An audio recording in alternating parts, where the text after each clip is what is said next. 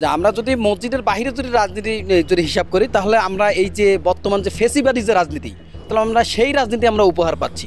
আর মসজিদ কেন্দ্রিক যদি আমরা রাজনীতি করি, যে রাজনীতি যে জীবন বিধান আমাদেরকে হুকুম করা হয়েছে কোরআনুল কারিমের মধ্যে এবং নবী সাল্লাল্লাহু আলাইহি ওয়াসাল্লামের হাদিসের মাধ্যমে, তো সেই রাজনীতি যদি আমরা করি তাহলে আমাকে মসজিদের মধ্যে ইসলামিক সাংস্কৃতিক কেন্দ্রগুলোর মধ্যে আমাকে এই রাজনীতি করতে হবে। কারণ সেখানে আমার 10 জনের কথা, যেমন আমাদের ইমাম সাহেবরা যারা ইমামতি করে তাদের মাধ্যমে যদি আমরা সঠিক রাজনীতি ইসলামী ধারার রাজনীতি যদি আমরা তাদের জাতি পর্যন্ত পৌঁছাইতে পারি, তখনই আমাদের সফল রাজনীতি আমরা জাতিকে উপহার দিতে পারবো।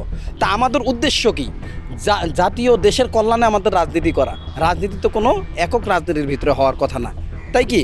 তো যেহেতু আমরা জাতীয় দেশের খেদমতে আমরা রাজনীতি করতে চাই, তো সেই রাজনীতি হইতে হবে আমাদের ইসলামিক আদর্শের রাজনীতি। আর যেখানে আমি ইসলামিক আদর্শের রাজনীতি করতে যাব, যেখানে আমি ওই খলিফাদের রাজনীতি করতে যাব, যেখানে হযরত মুহাম্মদ সাল্লাল্লাহু আলাইহি সাল্লামের রাজনীতি করতে যাব, আল্লাহ তাআলা হুকুমের যে রাজনীতি আছে সেই রাজনীতি করতে যাব, তখন আমাকে মসজিদ কেন্দ্রিক মাদ্রাসা কেন্দ্রিক রাজনীতি আমাকে করতে হবে।